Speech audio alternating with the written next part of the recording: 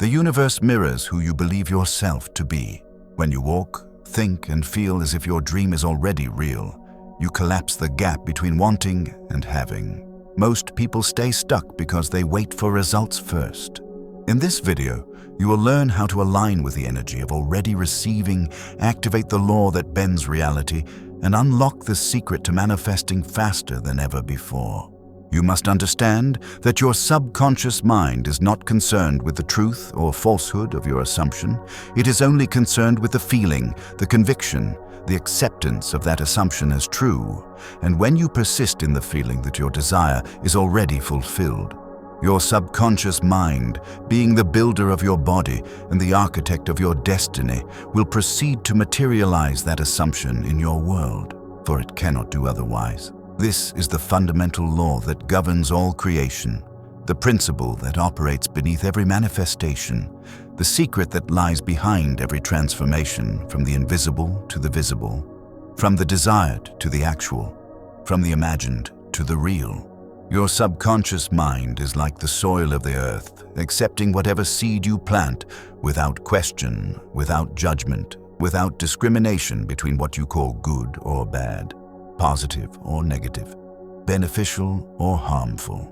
It simply takes the dominant impression, the persistent feeling, the habitual assumption that you maintain, and begins the mysterious work of bringing it into concrete form, into visible manifestation, into tangible reality. This is why your life is exactly what it is today, not because of external circumstances, not because of luck or chance or fate, but because of the assumptions you have been maintaining, consciously or unconsciously, about yourself, your capabilities, your worth, your possibilities, your limitations. Most people live their entire lives unconscious of this magnificent power within them, allowing their assumptions to be formed by external conditions, rather than forming external conditions through their assumptions, reacting to circumstances rather than creating circumstances, accepting what appears to be rather than assuming what they desire to be. They look at their current situation and assume it must continue. They observe their present limitations and accept them as permanent. They see their past failures and project them into their future, never understanding that these very assumptions are the creative force that perpetuates the conditions they claim to want to change. But when you understand this law, when you recognize that your subconscious mind is the creative principle that builds your body, orchestrates your experiences, attracts your relationships, determines your health, establishes your prosperity or poverty, you realize that you are not a victim of circumstances, but the creator of circumstances, not at the mercy of fate, but the director of fate, not limited by conditions, but the establisher of conditions through the power of your persistent assumptions. This understanding transforms your entire relationship to life, for you no longer seek to change the outer world directly. You change your inner assumptions and allow the outer world to conform to your new inner pattern. The subconscious mind operates according to the law of belief, accepting as true whatever you feel to be true, regardless of evidence to the contrary, regardless of what your rational mind tells you, regardless of what other people say is possible or impossible. It is completely impersonal, utterly responsive, absolutely faithful to your dominant convictions, and it will manifest limitation as readily as abundance, sickness as easily as health, poverty as naturally as prosperity, depending entirely upon what you assume to be true about yourself and your life. This is why assumption is so powerful, for it is the language that the subconscious mind understands, the currency that it accepts, the key that unlocks its infinite creative potential. A woman said to Dr. Joseph Murphy that she had been trying for years to sell her home, that she had prayed and prayed, that she had visualized and affirmed, but nothing happened. And when he asked her how she prayed, she said she got down on her knees and begged God to send a buyer. And he told her that this was her mistake, for in begging, you are affirming lack. You are affirming absence. You are living in the consciousness of not having, and your subconscious mind, which is the servant of your conscious mind, will only reflect back to you the state of consciousness in which you persist. This woman's approach to prayer reveals the fundamental error that most people make when they attempt to manifest their desires, for they pray from the very consciousness they wish to change. They affirm from the state they want to escape. They visualize from the feeling they desire to transform. She was not praying for the sale of her house, though she thought she was. She was actually praying for the continuation of her inability to sell, for her feeling of desperation, her consciousness of lack. Her assumption of difficulty was the real prayer, not her words, not her visualizations, not her affirmations. The subconscious mind responds not to your words, but to your feelings, not to your thoughts, but to your convictions, not to your desires, but to your assumptions. And this woman's assumption was that selling her house was difficult, that buyers were scarce, that she needed external help, that she was powerless to create the outcome she desired. Every time she got on her knees to beg, she was reinforcing this assumption, impressing it more deeply upon her subconscious mind, which could only respond by creating more experiences that matched her feeling of lack, her consciousness of difficulty, her assumption of impossibility.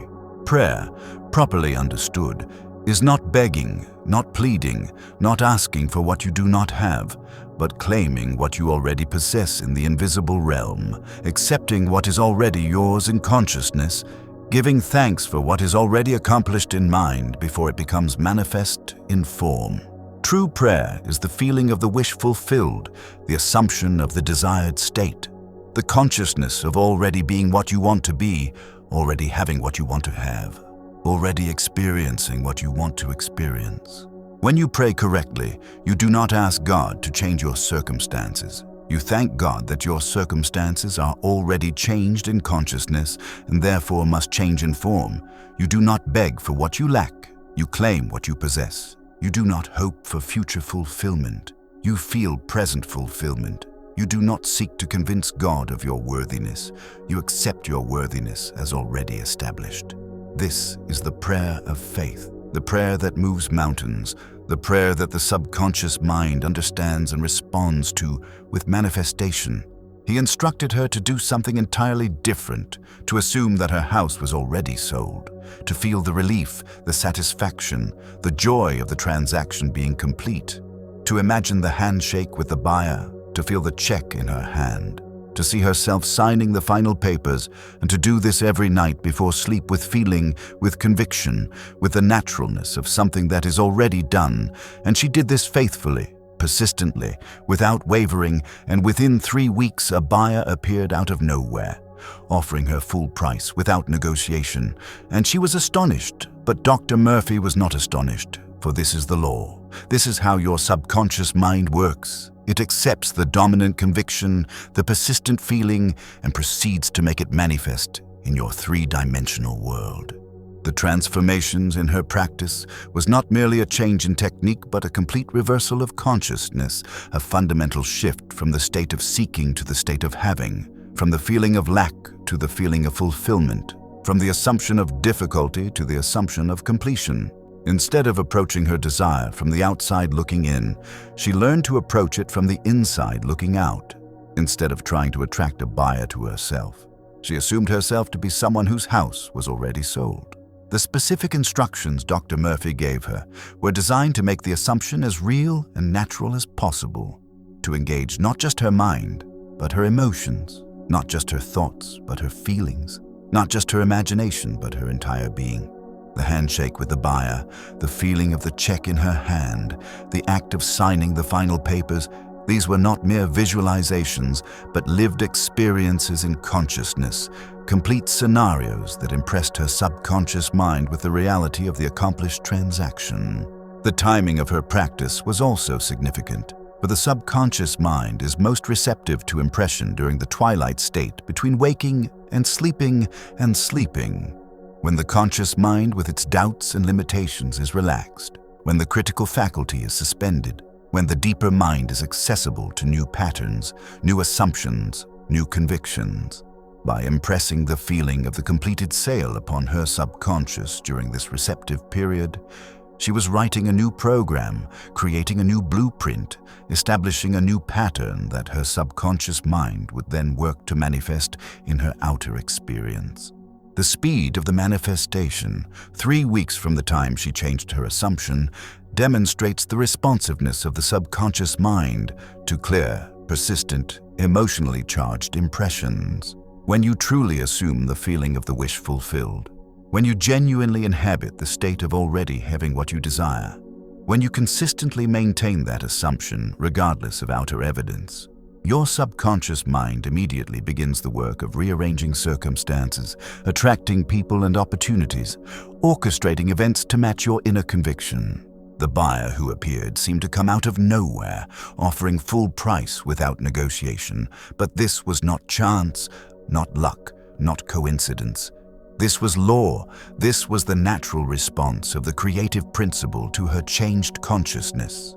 This was the inevitable result of her persistent assumption impressed upon the receptive subconscious mind, which then used its infinite intelligence and unlimited power to materialize her assumption in the world of form.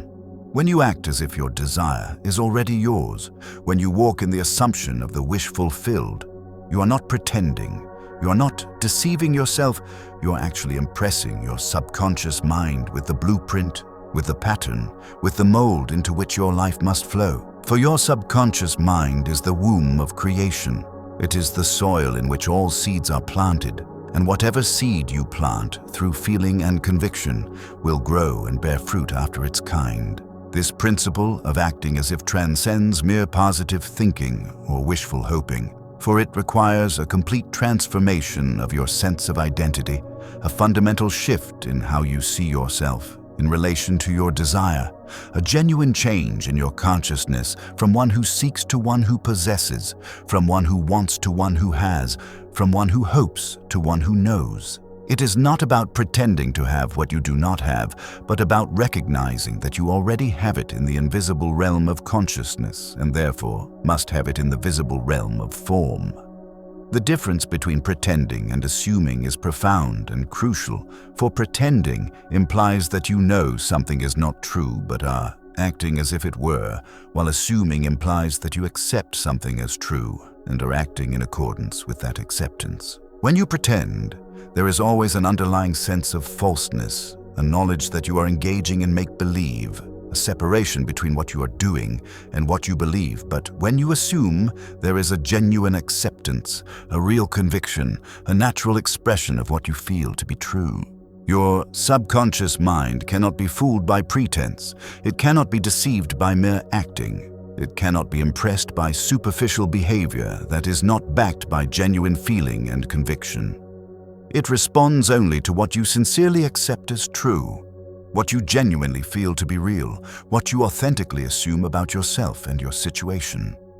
This is why many people fail in their attempts at manifestation, for they engage in the outer actions without the inner assumption. They practice the techniques without the consciousness. They go through the motions without the emotions. Acting as if your desire is already yours means living from the state of fulfillment rather than the state of need. Operating from the consciousness of abundance rather than the consciousness of lack. Moving through your day with the confidence and peace that comes from knowing your good is already established in consciousness and therefore must appear in form. It means making decisions from the assumption that your desire is already manifest, speaking words that reflect your fulfilled state, taking actions that are consistent with your realized goal, maintaining thoughts and feelings that are aligned with your accomplished wish. This way of living requires faith, not in something outside yourself, but in the law of consciousness, not in external powers, but in the creative principle within you, not in chance or luck or fate, but in the reliable, predictable, scientific operation of your own subconscious mind. When you truly understand that consciousness is the only reality and that all things exist first in mind before appearing in matter, acting as if becomes the most natural and logical thing you can do. A man said to Dr.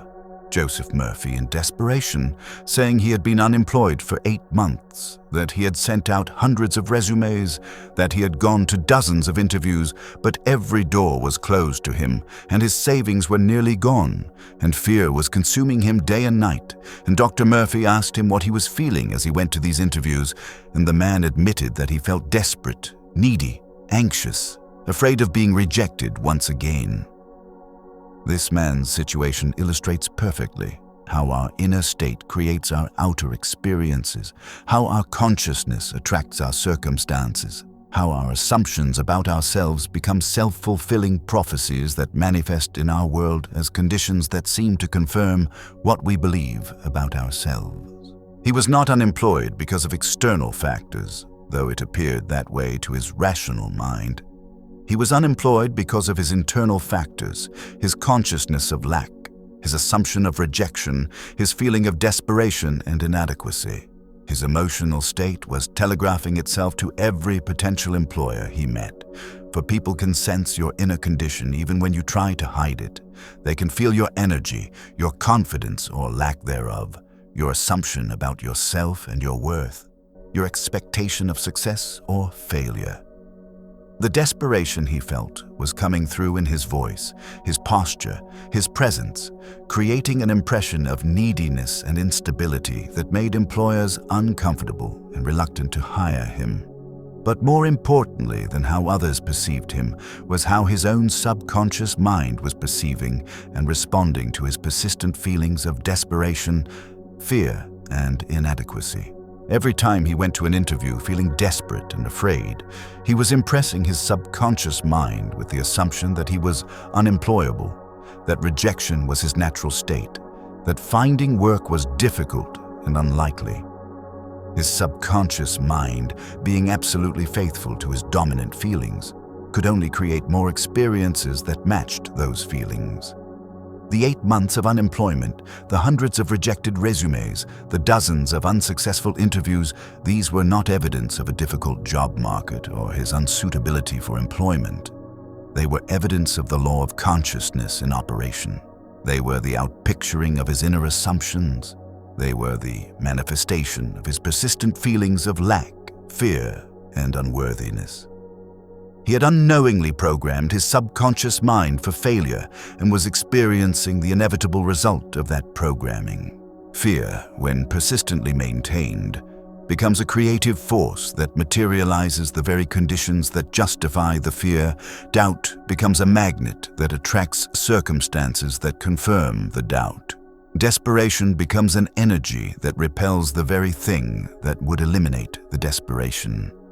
This is why it is so important to understand that your feeling is your fortune, your consciousness is your condition, your assumption is your reality.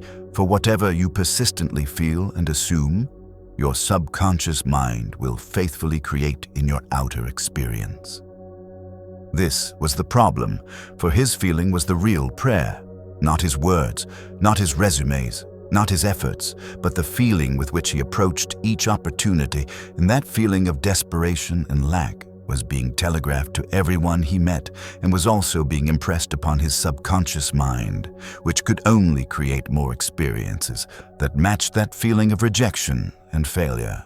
Dr. Murphy told him to stop all outward effort for 1 week, to cease the frantic job search, and instead to spend that week living mentally in the assumption that he was already employed, that he had already received the perfect position, that he was already earning the salary he desired.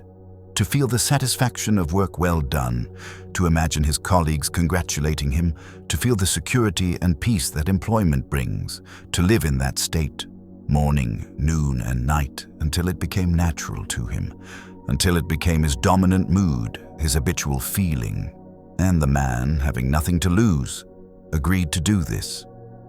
The instruction to cease all outward effort was crucial, for frantic action from a consciousness of desperation only reinforces that consciousness, only impresses the subconscious mind more deeply with the pattern of lack and failure, only creates more experiences that confirm the assumption of difficulty and rejection. By stopping the desperate searching and focusing instead on the inner work of assumption, the man could break the cycle of fear and failure that had been perpetuating itself for 8 months. The practice Dr. Murphy prescribed was designed to completely reverse the man's consciousness, to shift him from the state of seeking employment to the state of being employed, from the feeling of rejection to the feeling of acceptance, from the assumption of lack to the assumption of fulfillment. Instead of trying to get a job, he was to assume he already had the perfect job. Instead of hoping for success, he was to feel successful. Instead of fearing rejection, he was to expect appreciation and congratulation. The specific details of the practice, feeling the satisfaction of work well done, imagining colleagues congratulating him, experiencing the security and peace of employment, were designed to make the assumption as real and natural as possible, to engage his emotions as well as his thoughts, to create a complete mental and emotional experience of being employed that would impress his subconscious mind with the new pattern, the new assumption, the new reality he wished to create. The instruction to maintain this state, morning, noon, and night, until it became natural and habitual, was essential. For transformation requires persistence. Change demands consistency. New assumptions must be repeatedly impressed upon the subconscious mind until they become automatic responses, until they replace the old patterns, until they become the dominant consciousness from which all thoughts, feelings, and actions flow. Within that very week, before he had resumed his job search, he received a phone call from a company he had contacted months earlier, a company that had never responded to his application, and they told him that a position had suddenly opened, that they had reviewed his resume again, and they wanted him to start immediately at a salary even higher than what he had been seeking. And this was not coincidence. This was not luck. This was law. For when you change your inner conviction, your outer world must rearrange itself to match that conviction. Your subconscious mind is in contact with infinite intelligence. It knows where your good is. It knows how to bring it to you. But it can only work through the channel of your feeling, through the gateway of your acceptance. And if you are feeling lack, it brings you lack. If you are feeling abundance, it brings you abundance.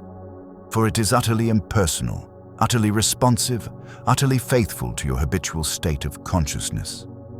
This principle reveals the magnificent intelligence that operates behind all manifestation, the cosmic wisdom that orchestrates circumstances, the divine mind that arranges events and attracts people and opportunities to fulfill your dominant assumptions. Your subconscious mind is not an isolated entity operating in a vacuum. It is connected to the universal mind, the infinite intelligence that knows all things, sees all possibilities, and has access to all resources, all people, all circumstances that exist in the realm of infinite potential. But this infinite intelligence can only work through you.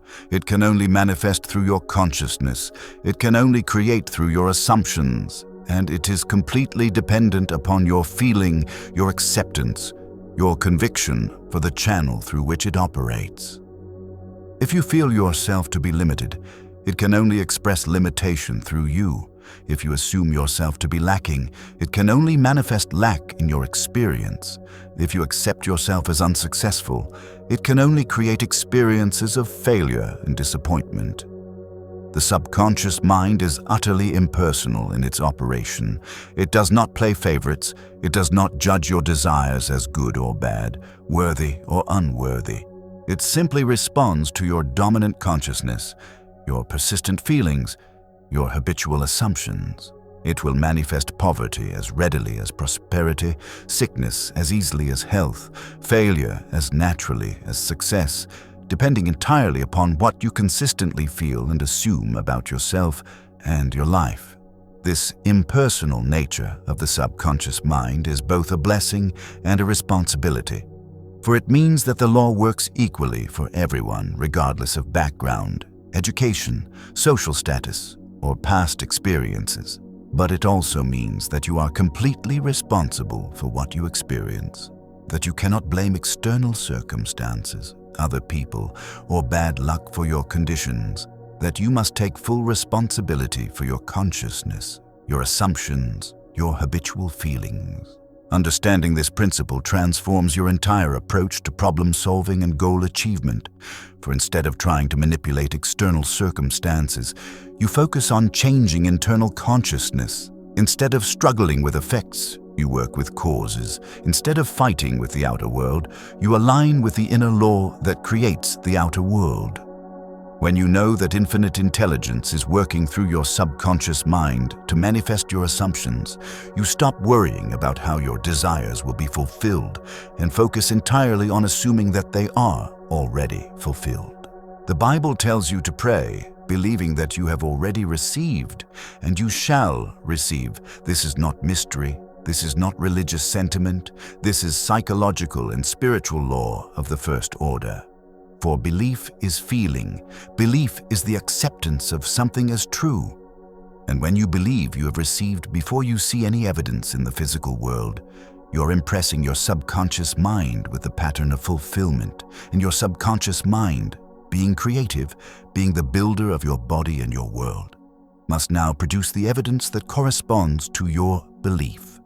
This biblical instruction contains the complete formula for successful manifestation, the entire secret of creative prayer, the fundamental principle that governs all transformation from the invisible to the visible. It is not teaching you to hope that you will receive, not to wish that you might receive, not to ask that you may receive, but to believe, to feel, to know that you have already received in the invisible realm of consciousness and therefore must receive in the visible realm of form. The practice Dr. Murphy prescribed was designed to completely reverse the man's consciousness, to shift him from the state of seeking employment to the state of being employed, from the feeling of rejection to the feeling of acceptance, from the assumption of lack to the assumption of fulfillment. Instead of trying to get a job, he was to assume he already had the perfect job. Instead of hoping for success, he was to feel successful. Instead of fearing rejection, he was to expect appreciation and congratulation. The specific details of the practice, feeling the satisfaction of work well done, imagining colleagues congratulating him, experiencing the security and peace of employment, were designed to make the assumption as real and natural as possible, to engage his emotions as well as his thoughts, to create a complete mental and emotional experience of being employed that would impress his subconscious mind with the new pattern, the new assumption, the new reality he wished to create. The instruction to maintain this state, morning, noon, and night, until it became natural and habitual, was essential. For transformation requires persistence. Change demands consistency. New assumptions must be repeatedly impressed upon the subconscious mind until they become automatic responses, until they replace the old patterns, until they become the dominant consciousness from which all thoughts, feelings, and actions flow. Within that very week, before he had resumed his job search, he received a phone call from a company he had contacted months earlier, a company that had never responded to his application, and they told him that a position had suddenly opened, that they had reviewed his resume again, and they wanted him to start immediately at a salary even higher than what he had been seeking. And this was not coincidence. This was not luck. This was law. For when you change your inner conviction, your outer world must rearrange itself to match that conviction. Your subconscious mind is in contact with infinite intelligence. It knows where your good is. It knows how to bring it to you. But it can only work through the channel of your feeling, through the gateway of your acceptance. And if you are feeling lack, it brings you lack. If you are feeling abundance, it brings you abundance. For it is utterly impersonal, utterly responsive, utterly faithful to your habitual state of consciousness. This principle reveals the magnificent intelligence that operates behind all manifestation, the cosmic wisdom that orchestrates circumstances, the divine mind that arranges events and attracts people and opportunities to fulfill your dominant assumptions. Your subconscious mind is not an isolated entity operating in a vacuum. It is connected to the universal mind, the infinite intelligence that knows all things, sees all possibilities, and has access to all resources, all people, all circumstances that exist in the realm of infinite potential. But this infinite intelligence can only work through you. It can only manifest through your consciousness. It can only create through your assumptions. And it is completely dependent upon your feeling, your acceptance, your conviction for the channel through which it operates. If you feel yourself to be limited, it can only express limitation through you. If you assume yourself to be lacking, it can only manifest lack in your experience. If you accept yourself as unsuccessful, it can only create experiences of failure and disappointment. The subconscious mind is utterly impersonal in its operation. It does not play favorites. It does not judge your desires as good or bad, worthy or unworthy. It simply responds to your dominant consciousness, your persistent feelings, your habitual assumptions. It will manifest poverty as readily as prosperity, sickness as easily as health, failure as naturally as success, depending entirely upon what you consistently feel and assume about yourself and your life. This impersonal nature of the subconscious mind is both a blessing and a responsibility, for it means that the law works equally for everyone regardless of background, education, social status, or past experiences. But it also means that you are completely responsible for what you experience, that you cannot blame external circumstances, other people, or bad luck for your conditions, that you must take full responsibility for your consciousness, your assumptions, your habitual feelings. Understanding this principle transforms your entire approach to problem solving and goal achievement. For instead of trying to manipulate external circumstances, you focus on changing internal consciousness. Instead of struggling with effects, you work with causes. Instead of fighting with the outer world, you align with the inner law that creates the outer world. When you know that infinite intelligence is working through your subconscious mind to manifest your assumptions, you stop worrying about how your desires will be fulfilled and focus entirely on assuming that they are already fulfilled. The Bible tells you to pray, believing that you have already received, and you shall receive. This is not mystery. This is not religious sentiment. This is psychological and spiritual law of the first order. For belief is feeling. Belief is the acceptance of something as true. And when you believe you have received before you see any evidence in the physical world, you're impressing your subconscious mind with the pattern of fulfillment. And your subconscious mind, being creative, being the builder of your body and your world, must now produce the evidence that corresponds to your belief. This biblical instruction contains the complete formula for successful manifestation, the entire secret of creative prayer, the fundamental principle that governs all transformation from the invisible to the visible. It is not teaching you to hope that you will receive, not to wish that you might receive, not to ask that you may receive, but to believe, to feel, to know that you have already received in the invisible realm of consciousness and therefore must receive in the visible realm of form. The specific instructions Dr. Murphy gave her were designed to make the assumption of being married as real and natural as possible, to engage not just her mind, but her senses, not just her thoughts, but her emotions, not just her imagination, but her entire being. The ring on her finger, the 2 places at the table, the imagined conversations, the felt presence of her beloved, these were not mere props or fantasies. They were psychological tools to help her assume the state of being married, to feel the reality of companionship, to experience the naturalness of love. Her initial resistance was completely natural and predictable, for the rational mind rebels against assuming what it cannot see, against feeling what it has not experienced, against accepting as true what appears to be false. To her conscious mind, which was accustomed to focusing on facts and evidence, the practice seemed like make-believe, like self-deception, like denial of her actual circumstances. But Dr. Murphy's explanation revealed a deeper truth.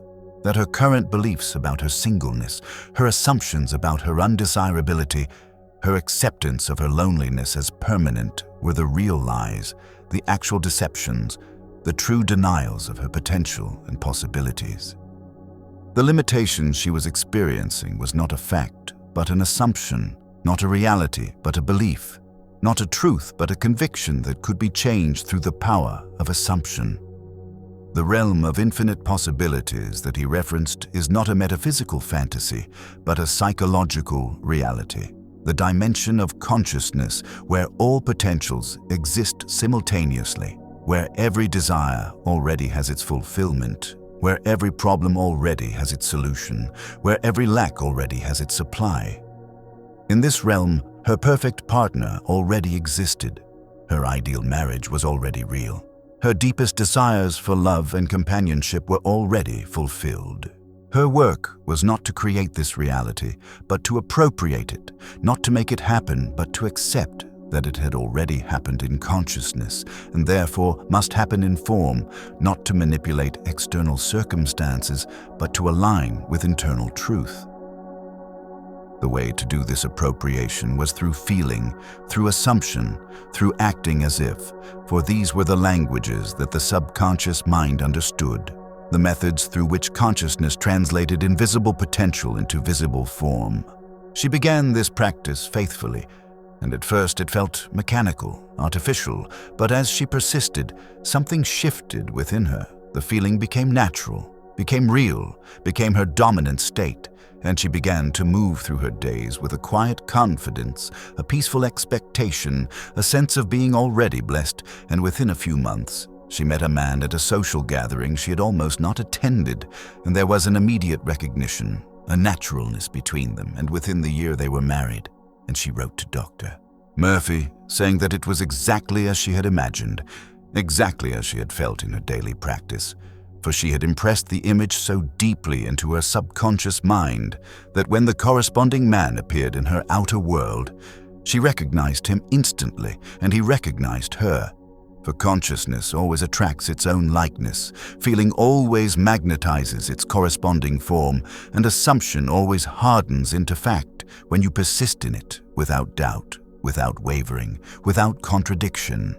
The transformation she experienced was not just external, but internal, not just in her circumstances, but in her consciousness, not just in what happened to her, but in who she became. The practice changed her from someone who felt lonely and unloved to someone who felt cherished and companioned, from someone who expected disappointment to someone who expected fulfillment, from someone who assumed she was destined to be alone to someone who knew she was meant to be loved. This inner transformation was reflected in her outer demeanor, in the way she carried herself, in the energy she radiated, in the confidence she projected. People could sense the change in her, the shift from neediness to fulfillment, from desperation to peace, from lack to abundance. She was no longer a woman seeking love, but a woman who felt loved, no longer someone trying to attract a partner, but someone who felt herself to be already partnered in consciousness.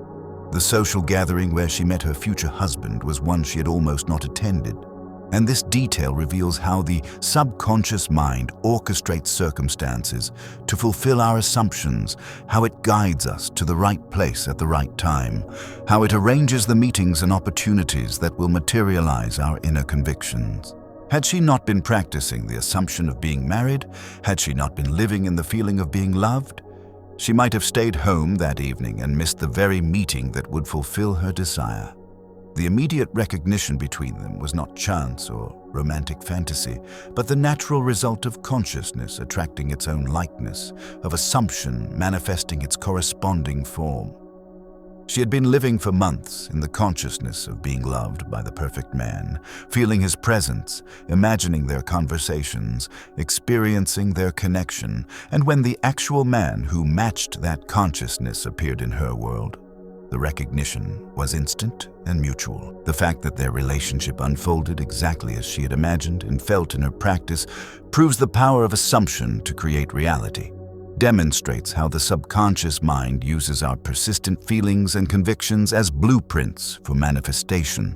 shows how consciousness always externalizes itself as corresponding conditions and experiences. Her daily practice had not been fantasy or make-believe, but reality creation. Not wishful thinking, but practical manifestation. Not self-deception, but truth appropriation. You see, the subconscious mind does not distinguish between a real experience and one vividly imagined with feeling. It accepts both equally. It is impressed by both equally.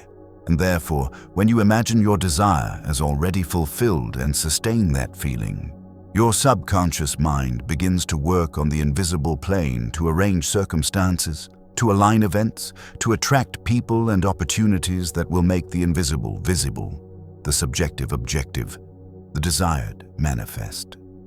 This principle reveals why imagination, when combined with feeling and sustained with persistence, is such a powerful creative force. Why visualization backed by emotion is so effective for manifestation. Why the ability to vividly imagine and emotionally experience your desire as already fulfilled is the key to transforming that desire from possibility to reality.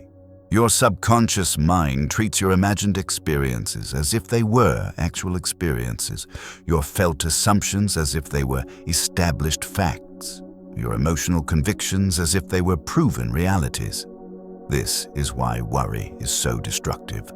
For when you vividly imagine negative outcomes and feel the reality of disaster, failure, or loss, your subconscious mind accepts these imagined scenarios as instructions for creation, as blueprints for manifestation, as patterns to be reproduced in your outer experience. The person who constantly imagines and fears rejection will experience rejection. The individual who vividly pictures and emotionally anticipates failure will encounter failure. The one who assumes and feels the reality of lack will manifest lack. But this same principle, when understood and applied correctly, becomes the foundation for conscious creation, deliberate manifestation, intentional reality formation. When you imagine with feeling your desire as already fulfilled, when you vividly picture and emotionally experience your goal as already achieved, when you assume and feel the reality of your wish come true, your subconscious mind accepts these imagined experiences as facts to be created, as realities to be manifested, as conditions to be established in your outer world.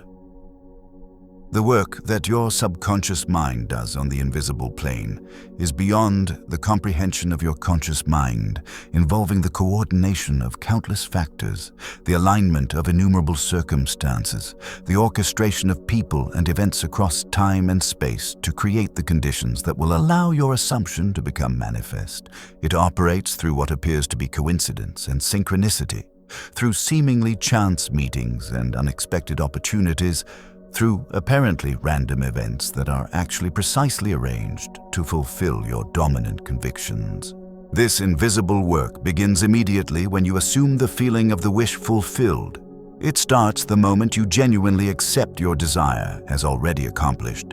It commences as soon as you truly feel the reality of your goal achieved. You do not have to know how it works. You do not need to understand the mechanisms involved. You do not have to figure out the steps or plan the process, for the infinite intelligence operating through your subconscious mind knows how to bring about the fulfillment of your assumptions and will do so naturally, inevitably, perfectly, when you maintain your assumption with unwavering faith and persistent feeling. A man said to Dr. Joseph Murphy that he wanted to start his own business but had no capital, no connections, no clear path forward. And fear of failure paralyzed him, kept him stuck in a job he despised, and Dr. Murphy asked him if he was willing to act as if his business already existed, to feel himself as a successful entrepreneur, to imagine his office, his clients, his income, his satisfaction, and to do this with such intensity and persistence that it became more real to him than his current circumstances. This man's situation represents the condition of countless individuals who have dreams and aspirations but feel trapped by apparent limitations, who see only obstacles where they should see opportunities, who focus on what they lack rather than what they can assume, who remain prisoners of current conditions rather than creators of new realities. His paralysis came not from external circumstances, but from internal assumptions, not from actual limitations, but from accepted limitations, not from real impossibilities, but from imagined impossibilities. The lack of capital, connections, and clear path that he cited as obstacles were not the real barriers to his success. They were simply the outer reflection of his inner consciousness of limitation, the external manifestation of his internal assumptions about what was required for business success, the physical evidence of his mental acceptance of his own inadequacy and powerlessness. He had convinced himself that he needed external resources before he could begin, that he required outside assistance before he could succeed, that he must have guarantees before he could act.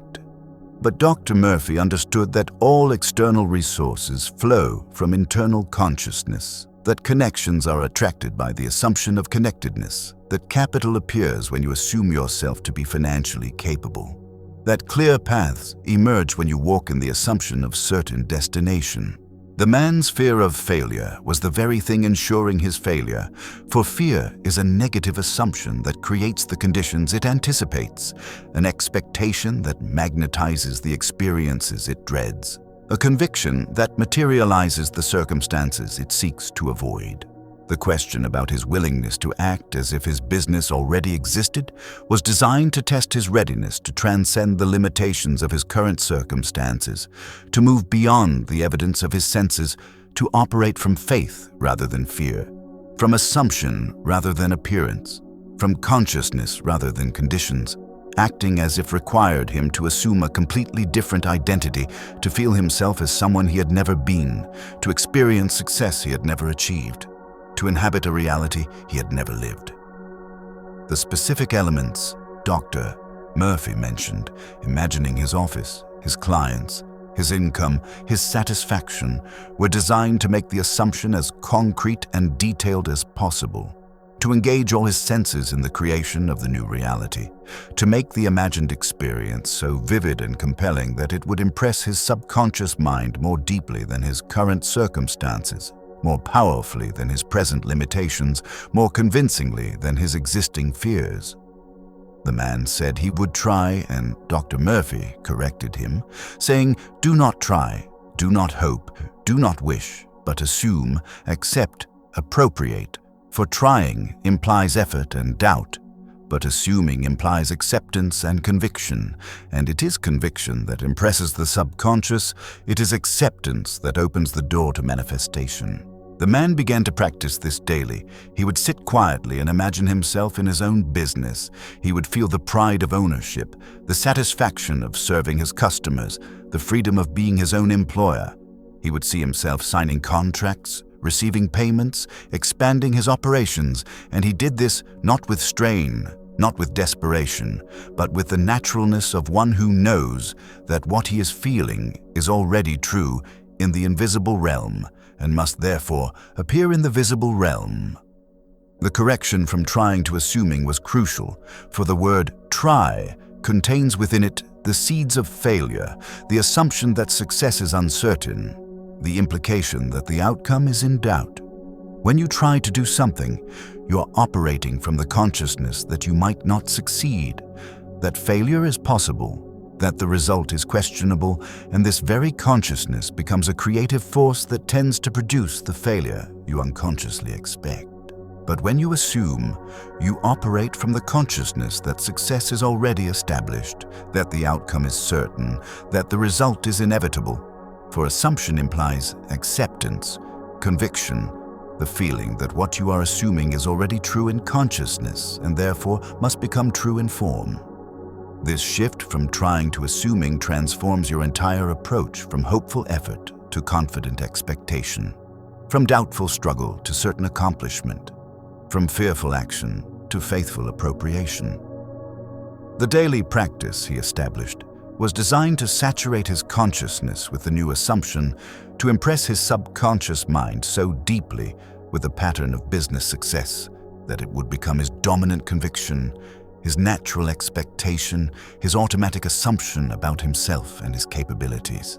The specific scenes he imagined, feeling the pride of ownership, the satisfaction of service, The freedom of self-employment, signing contracts, receiving payments, expanding operations were chosen to create a complete emotional and sensory experience of business success.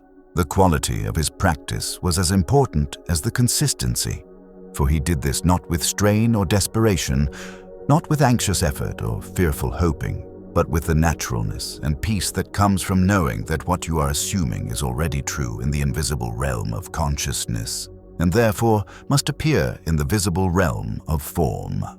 This naturalness is the hallmark of true assumption, the sign that you have genuinely accepted your desire as already fulfilled, the evidence that you are operating from conviction rather than hope, from certainty rather than doubt. Within weeks, a series of events began to unfold that could only be described as miraculous by those who do not understand the law. A former colleague contacted him with a business proposal. A relative offered to invest. A perfect location became available at a price he could afford. Each piece fell into place effortlessly, naturally, as if orchestrated by an invisible hand, and within 6 months he had established his business, and within a year he was earning more than he had ever earned in employment, and he understood that it was not the outer actions that created this success, though action was necessary. It was the inner assumption, the persistent feeling, the state of consciousness that he maintained regardless of outer evidence. And that consciousness, impressed upon his subconscious mind, had moved the invisible forces of life to create the outer conditions that matched his inner conviction.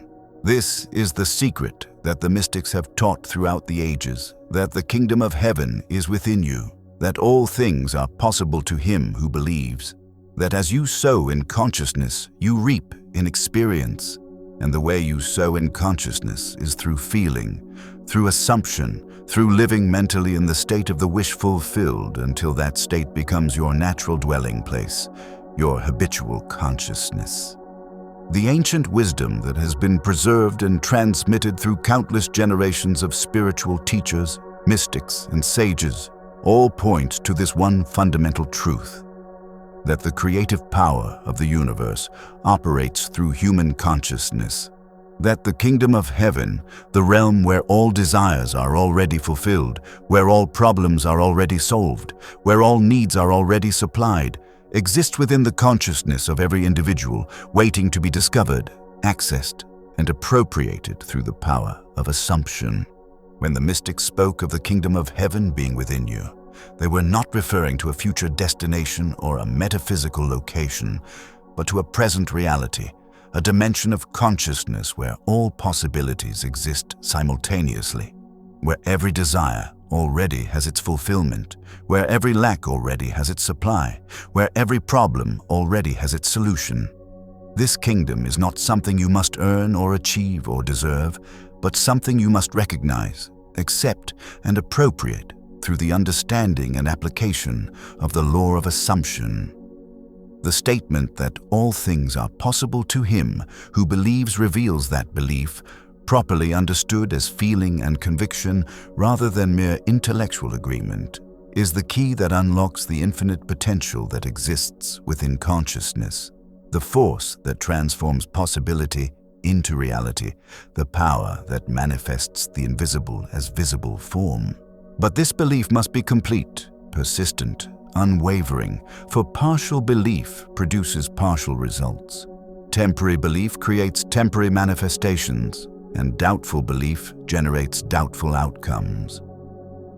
The principle that as you sow in consciousness, you reap in experience establishes the fundamental law of cause and effect in the realm of mind, showing that your outer experiences are always the harvest of your inner consciousness, that your circumstances are always the fruit of your assumptions, that your conditions are always the crop that grows from the seeds of feeling and conviction that you plant in the fertile soil of your subconscious mind.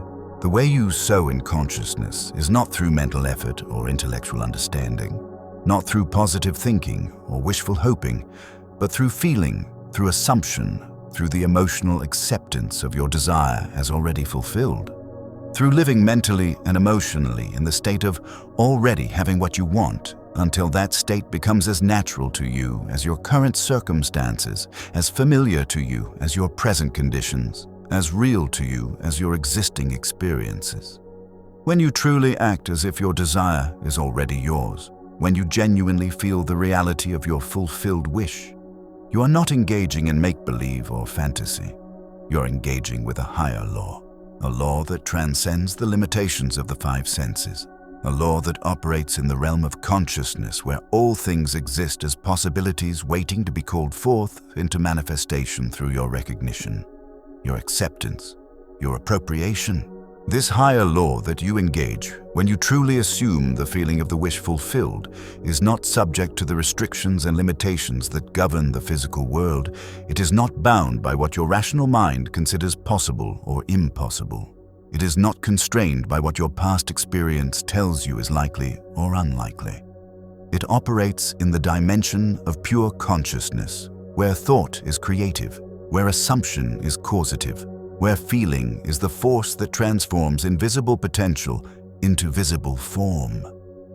The distinction between make-believe and genuine assumption is crucial, for make-believe implies that you know something is not true but are pretending it is, while genuine assumption implies that you accept something as true and are acting in accordance with that acceptance. When you engage in make-believe, there is always an underlying sense of falseness, a knowledge that you are playing a game, a separation between what you are doing and what you believe. But when you genuinely assume, there is complete acceptance, total conviction, absolute faith in the reality of what you are feeling. Your five senses, which report only what already exists in the physical world, are limited instruments that can only perceive effects, never causes, only results, never the creative principle that produces those results.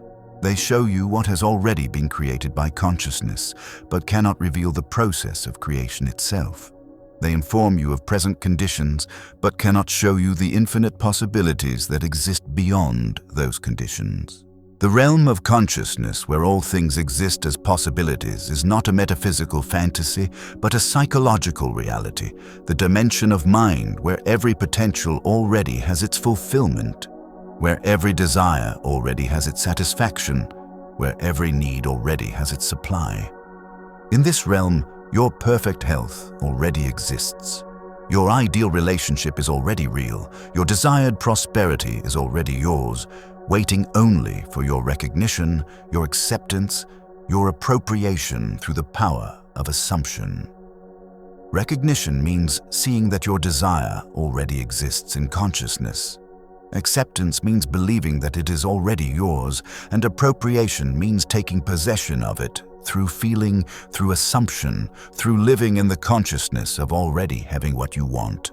This is not stealing what belongs to someone else, not taking what is not yours, but claiming what is already yours by divine right, accepting what is already yours by spiritual law, appropriating what is already yours by the nature of consciousness itself. A woman said to Dr. Joseph Murphy, suffering from a chronic illness that doctors had told her was incurable, that she would have to live with it for the rest of her life, and she was in despair, feeling hopeless, feeling victimized by her body, by fate, by circumstance. And Dr. Murphy told her that there is no incurable disease in the eyes of your subconscious mind, that your subconscious mind created your body and can heal your body. But it will only heal what you accept as healed. It will only restore what you assume is already restored. This woman's case demonstrates the power of consciousness over physical conditions, the supremacy of mind over matter, the authority of assumption over appearance. For her illness, while real in her experience and diagnosed by medical professionals, was not an absolute reality, but a condition created and maintained by her consciousness. A manifestation of her inner assumptions about her body, her health, her healing capacity, her relationship to illness and wellness. The medical diagnosis of incurability was not a statement of absolute truth, but a reflection of the limitations of material science, the boundaries of physical understanding, the restrictions of three-dimensional thinking that cannot perceive the infinite healing power that operates through consciousness when that consciousness is aligned with health rather than sickness, with wholeness rather than limitation. with possibility rather than impossibility. Her feelings of despair, hopelessness, and victimization were not justified responses to unfortunate circumstances, but creative forces that were actually perpetuating and intensifying her condition. For despair creates more conditions to despair about. Hopelessness attracts more experiences of hopelessness, and the feeling of being victimized generates more experiences of victimization. Her emotional responses to her illness were actually feeding the illness, giving it more energy, more reality, more power in her life. Dr. Murphy's statement that there is no incurable disease in the eyes of the subconscious mind reveals the unlimited healing power that exists within every individual. The infinite capacity for regeneration and restoration that operates when consciousness is aligned with health rather than sickness. The subconscious mind, which built the body cell by cell, which maintains every function and process of the physical form, which orchestrates the countless miraculous activities that keep the body alive and healthy, has the power to heal any condition, to restore any function, to regenerate any tissue when it receives the proper instruction through assumption and feeling. But this healing power can only work through consciousness. It can only operate through assumption. It can only manifest through the feeling of already being healed. For the subconscious mind will only create what you accept as true, will only manifest what you assume as real, will only produce what you feel as already accomplished. If you accept illness as permanent, your subconscious mind will maintain that illness. If you assume limitation as unchangeable, your subconscious mind will perpetuate that limitation. If you feel sickness as your reality, your subconscious mind will create more experiences of sickness. He instructed her to assume that she was already perfectly healthy, to feel the energy and vitality of perfect health, to imagine herself doing all the things that healthy people do, to thank God for her healing even before she saw any evidence of improvement, and to persist in this feeling no matter what her senses told her, no matter what symptoms appeared, no matter what doubts arose in her mind. This was difficult for her, for the pain was real, the symptoms were real, the medical diagnosis was real, but Dr. Murphy explained that these outer facts, while real on one level, were only the outpicturing of her past thinking, her past beliefs, her past consciousness, and they would continue to be real until she changed her consciousness, until she impressed a new pattern upon her subconscious mind. The instruction to assume perfect health while experiencing illness required her to transcend the evidence of her senses, to move beyond the testimony of her physical condition, to operate from faith rather than sight, from assumption rather than appearance, from consciousness rather than circumstances. This is one of the most challenging applications of the law of assumption, for it requires you to maintain a conviction that contradicts your immediate experience, to feel a reality that your senses deny, to accept a truth that your circumstances seem to dispute. The specific elements of the practice, feeling the energy and vitality of perfect health, imagining herself doing healthy activities, thanking God for healing before seeing evidence, were designed to create a complete sensory and emotional experience of health that would impress her subconscious mind more powerfully than her current experience of illness. She needed to feel health more vividly than she felt sickness, to experience wholeness more convincingly than she experienced limitation, to know healing more certainly than she knew disease. The instruction to give thanks before seeing evidence represents the highest form of faith, the deepest level of assumption, the most complete acceptance of the law of consciousness. Gratitude presupposes possession, thanksgiving implies receipt, appreciation assumes accomplishment. When you can genuinely feel grateful for what you have not yet seen, when you can sincerely thank the source for what has not yet appeared, you're operating from the consciousness of already having what you desire, rather than the consciousness of seeking what you lack. The persistence required in the face of contradictory evidence was crucial, for symptoms are often the last thing to change when consciousness changes. Physical conditions frequently persist for a time after mental conditions have shifted. Outer appearances may remain the same while inner assumptions are transforming. This is why faith and persistence are so important. why you must maintain your new assumption regardless of what you see, feel, or experience in the physical world.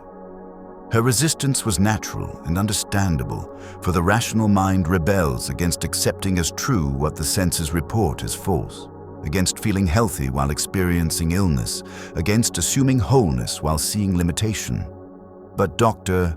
Murphy's explanation revealed that her current symptoms, while real in her experience, were not permanent realities but temporary reflections of past consciousness, the delayed manifestation of previous assumptions, the lingering effects of former beliefs that would dissolve as her new assumption took root and began to manifest.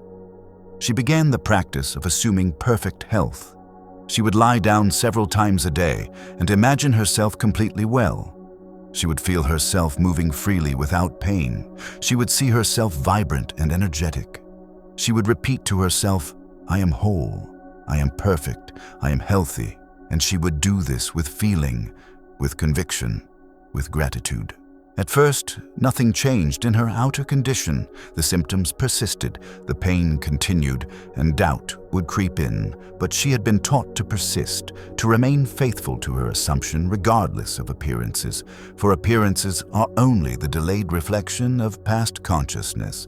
A new consciousness needs time to objectify itself, to materialize itself, to become visible in form. Your subconscious mind is the book of life in which all your beliefs, all your convictions, all your habitual feelings are written. And from this book, your experiences are read, your circumstances are drawn, your health is determined, your relationships are formed, your prosperity or poverty is established.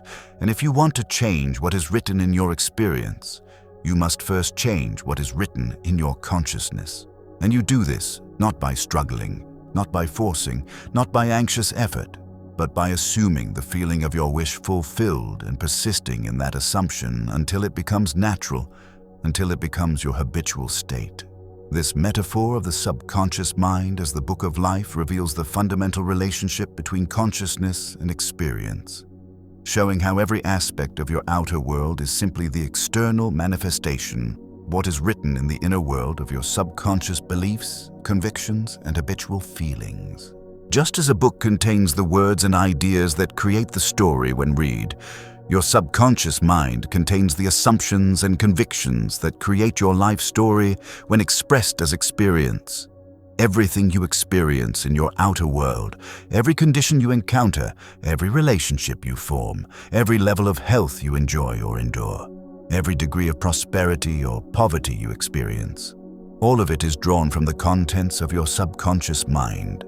Read from the book of your inner consciousness, manifested from the assumptions and convictions that you have accepted as true about yourself, your capabilities, your worth, your possibilities, your limitations. Your health is not determined by genetics, environment, or chance, but by what is written in your consciousness about health, by your assumptions about your body, your beliefs about illness and wellness, your convictions about your healing capacity, your habitual feelings about your physical condition. If limitation and sickness are written in your consciousness, they will appear in your experience. If strength and health are inscribed in your subconscious mind, they will manifest in your body. Your relationships are not the result of luck, compatibility, or external circumstances, but the reflection of what is written in your consciousness about relationships, about your lovability, your worthiness of companionship, your expectations of how others will treat you, your assumptions about the availability of love and friendship and support in your life.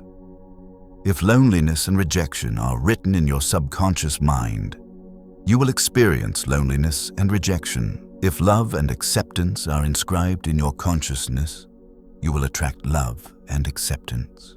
Your prosperity or poverty is not determined by economic conditions, educational background, or family circumstances, but by what is written in your consciousness about money, about your deserving of abundance, your capacity to create wealth, your assumptions about the availability of resources, your beliefs about financial success and security.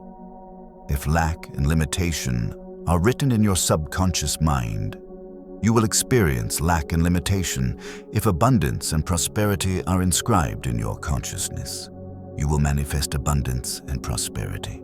The way to change what is written in your experience is not to struggle with outer conditions, not to force external circumstances, not to engage in anxious effort to manipulate the world around you, but to change what is written in your consciousness, to rewrite the book of your subconscious mind, to inscribe new assumptions, new convictions, new habitual feelings that will automatically generate new experiences, new circumstances, new conditions that correspond to your new inner content. A man said to Dr. Joseph Murphy that he was drowning in debt, that creditors were calling him daily, that he could not sleep at night for worry, that he saw no way out of his financial prison, and every time he thought about money, his stomach would tighten with fear and anxiety. And Dr. Murphy told him that this feeling was the very thing perpetuating his poverty. For his subconscious mind was responding to his feeling of lack, of fear, of insufficiency. This man's financial crisis illustrates perfectly how our emotional relationship to money determines our financial conditions, how our feelings about prosperity or poverty create our experiences of abundance or lack, how our assumptions about our financial worth establish our financial circumstances. He was not poor because of external economic conditions, though it appeared that way to his rational mind. He was poor because of his internal emotional conditions, his consciousness of lack, his assumption of insufficiency, his habitual feeling of financial inadequacy. The physical response he experienced when thinking about money, the tightening in his stomach, revealed the depth of his negative programming around prosperity, the extent to which his subconscious mind had accepted poverty as his natural state, limitation as his identity, financial struggle as his destiny. This physical reaction was not just a response to his circumstances, but a signal from his subconscious mind, a bodily manifestation of his mental and emotional relationship to money and abundance. His worry and sleeplessness were not justified responses to difficult circumstances, but creative forces that were actually intensifying his financial problems. For worry is negative prayer. Sleepless anxiety is destructive meditation. Fearful concern is assumption of continued difficulty. Every time he lay awake worrying about money, he was impressing his subconscious mind more deeply with the assumption of lack. Every fearful thought about his debt was an affirmation of his poverty. Every anxious moment was a prayer for more financial problems. The creditors calling daily, the mounting debt, the seeming impossibility of his situation, these were not evidence of external financial forces beyond his control, but manifestations of his internal financial consciousness, the outpicturing of his assumptions about money, the materialization of his habitual feelings about prosperity and abundance. His financial crisis was the inevitable result of his poverty consciousness, the natural manifestation of his lack assumptions, the logical outcome of his habitual feelings of financial inadequacy. Dr. Murphy's explanation that his feeling was perpetuating his poverty revealed the fundamental truth that consciousness is the cause and conditions are the effect, that assumptions create circumstances rather than circumstances creating assumptions, that inner states determine outer experiences rather than outer experiences determining inner states. Until the man changed his feeling about money, his relationship to prosperity, his assumption about his financial capacity, no amount of outer effort, no degree of hard work, no strategy or system would be sufficient to create lasting financial improvement. He gave the man a simple practice. Every night before sleep and every morning upon waking, he was to repeat to himself with feeling, "I am wealthy, I am prosperous, I am financially free," and he was to imagine his bills paid, his debts cleared, his bank account full, and he was to feel the relief, the peace, the joy of financial freedom, and he was to do this regardless of what his bank statement said, regardless of what bills arrived in the mail, regardless of what his rational mind told him about his situation. The man was skeptical, saying that repeating words and imagining prosperity would not pay his bills, would not make money appear. And Dr. Murphy agreed that the words alone would not do it, that imagination alone would not do it, But feeling, conviction, the persistent assumption of wealth impressed upon the subconscious mind would activate the law, would set in motion the invisible forces that would bring money to him through channels he could not now foresee, through ways that would seem miraculous, but were simply the natural operation of spiritual law.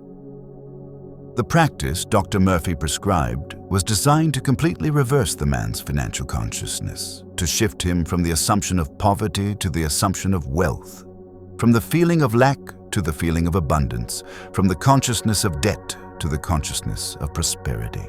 The specific affirmations, "I am wealthy," "I am prosperous," "I am financially free," were chosen not for their literal truth in his current circumstances, but for their potential truth in consciousness, not for their present accuracy, but for their creative power to establish new assumptions in his subconscious mind. The timing of the practice, every night before sleep and every morning upon waking, was crucial because these are the times when the subconscious mind is most receptive to new impressions, when the conscious mind with its doubts and limitations is least active, when the critical faculty that normally rejects what contradicts current experience is relaxed and open to new possibilities. By impressing the assumption of wealth upon his subconscious during these receptive periods, he was programming his mind for prosperity rather than poverty, abundance rather than lack, financial freedom rather than financial bondage. The visualization component, imagining his bills paid, his debts cleared, his bank account full, was designed to make the assumption as real and tangible as possible, to create a complete sensory and emotional experience of financial freedom that would impress his subconscious mind more powerfully than his current experience of financial struggle. He needed to see prosperity more vividly than he saw poverty, to feel abundance more convincingly than he felt lack, to experience financial freedom more realistically than he experienced financial bondage. The instruction to maintain this practice, regardless of contradictory evidence, was essential, for outer conditions are always the last to change. When consciousness changes, current circumstances always resist the new assumptions until those assumptions become firmly established in the subconscious mind. He had to learn to live by faith rather than sight, by assumption rather than appearance, by consciousness rather than conditions. His skepticism was natural and understandable, for the rational mind cannot comprehend how changing thoughts and feelings can change financial conditions, how assuming wealth can create wealth, how feeling prosperous can attract prosperity. But Dr. Murphy's explanation revealed that the words and imagination were not the creative forces themselves, but the vehicles for the real creative force, which is feeling, conviction, the persistent assumption of wealth impressed upon the subconscious mind with such clarity and power that it becomes the dominant consciousness from which all financial experiences flow. The man, desperate enough to try anything, began this practice faithfully, and at first it felt absurd, even painful, to affirm prosperity while looking at bills he could not pay. But he persisted because he had been told that persistence is the key, that you must saturate your subconscious mind with the new assumption. You must impress it so deeply that it becomes your automatic response, your habitual feeling, and gradually something began to shift, not in his outer circumstances at first, but in his inner state. He began to feel less anxious, less fearful, less victimized. He began to feel a strange confidence, a quiet expectation that somehow things would work out. This is the law that shifts reality. This is the principle that the ancient teachers knew and taught, that consciousness is the only reality, that assumption, though false if persisted in, will harden into fact, that you do not attract what you want. You attract what you are, what you feel yourself to be, what you assume to be true about yourself and your life. And if you want to change what you are experiencing, you must first change what you are assuming, what you are feeling, what you are accepting as true in the depths of your being. And the way to do this is to act as if your desire is already fulfilled, to live in the feeling of the wish fulfilled, not as a technique that you practice for a few minutes and then abandon, but as a state of consciousness that you maintain throughout your day, that you return to again and again until it becomes your natural state, your automatic response, your habitual dwelling place. For it is not the brief moments of affirmation that transform your life. It is the sustained assumption, the persistent feeling, the continuous acceptance of your desire as already fulfilled that impresses your subconscious mind so deeply that it must externalize that impression as your concrete experience, your visible reality, your manifest good. This final summation reveals the universal principle that operates behind all transformation, all manifestation, all creation, from the invisible to the visible, from the desired to the actual, from the imagined to the real. It is not a law that works sometimes and fails other times, not a principle that operates for some people and not for others, not a technique that produces results under favorable conditions and disappoints under difficult circumstances, but an absolute, reliable, scientific law that operates with the same consistency as any physical law, with the same predictability as gravity, with the same certainty as mathematics. The statement that consciousness is the only reality means that everything you experience in your outer world is simply the externalization of your inner world, that all conditions, circumstances, relationships, and experiences are the materialization of consciousness, the manifestation of assumptions, the objectification of habitual feelings and convictions. What you call reality is not something separate from consciousness, but consciousness itself expressed in form, not something independent of mind, but mind itself projected as experience.